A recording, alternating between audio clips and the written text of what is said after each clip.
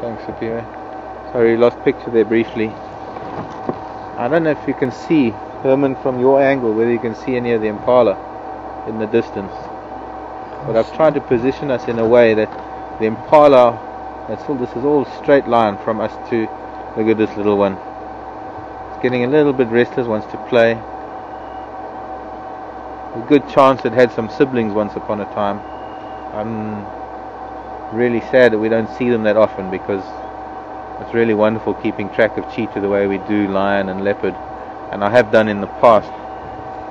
My younger days, there were times when I was very lucky to be able to follow cheetah and their cubs right throughout the lives of the cubs.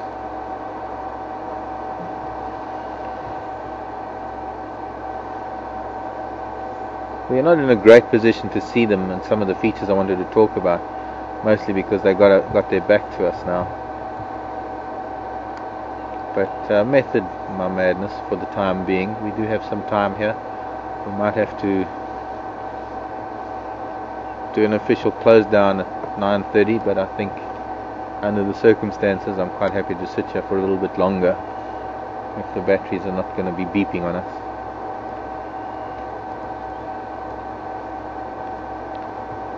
Hello, gorgeous child. It's like a young female. Very striking feature of a cheetah that is very different to that of a leopard's features, of that distinctive black tear mark running from the eye down to the corner of the mouth that we call the tear mark, or the tear line, and supposedly a black line that helps absorb light and glare for a diurnal hunter. We know that a lot of the diurnal aerial hunting birds, like bee eaters and rollers and things, have all got, and shrikes for that matter, have these black masks.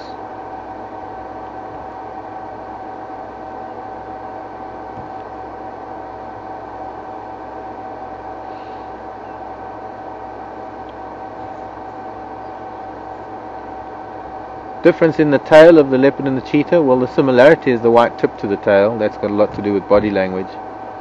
But the one major difference is a leopard's tail, very, very rounded, very, very thick, very muscular, to help with balance in a tree during climbing, as opposed to, if we can make it out, the tail of the cheetah, which is flattened, what we would call dorsoventrally, vertically flattened.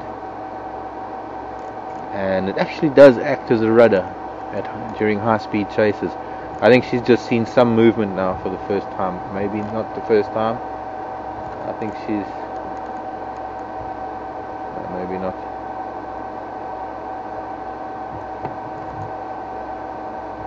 There's a very thick bush that just hides her from the impala and hides the impala from her view. I think if she saw them, she would skirt the edges of the open area and chase them onto the open area. There's a very good chance that can happen too.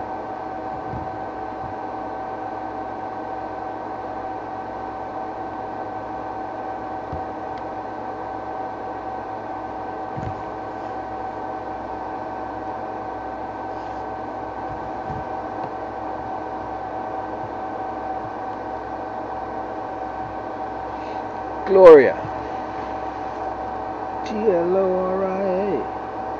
Gloria. Gloria, how do cheetah hunt? Socially, in groups, or rather collectively, like lion, or do they hunt solitary? Kind of a little bit of both, Gloria. But generally, they're solitary hunters, and generally, oh, she bowled her daughter over. Very much more cat-like in their movements and their ring and there's just so much, although actually they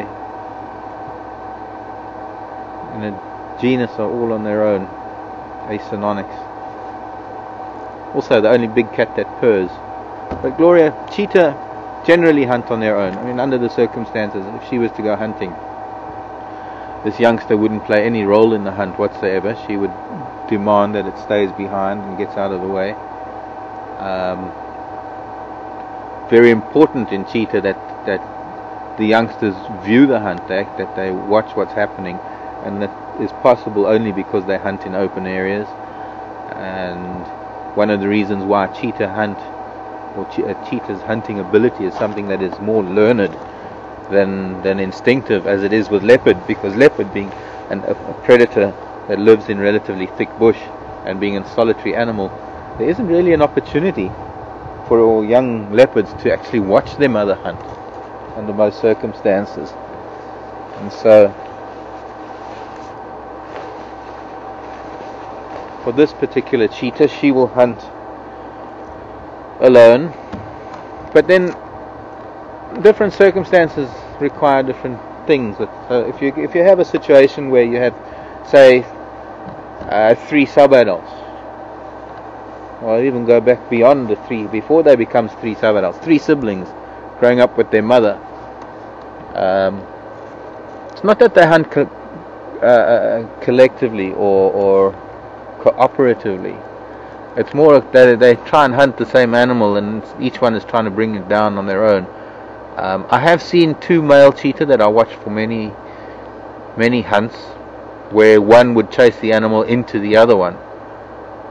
Look at this playing. She wants to concentrate on things, and little one just wants a game. I could see that coming actually earlier, when little one was rolling and rubbing on the ground. Look at that incredible emotional sort of moment there between the two, and then she kicks her off. Leave me alone, child. I'm looking for lunch, breakfast, dinner, all 3 of the above, since we haven't eaten for a day or 2. Just looking at that hollow in their tummy.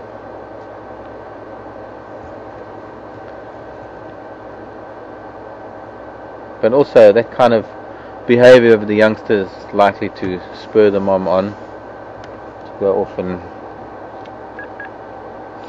find something. I seriously don't think she knows that those impala are there.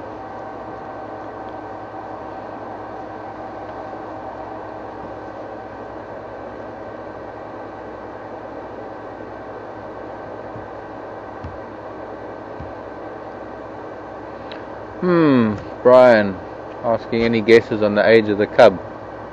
I didn't even think of that when I was looking at it. I've got to think back to my days of watching cheetah.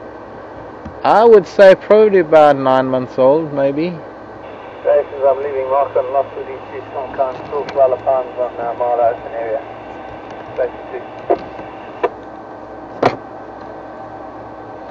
Thanks, Hilton. I don't even think she's seen those marla.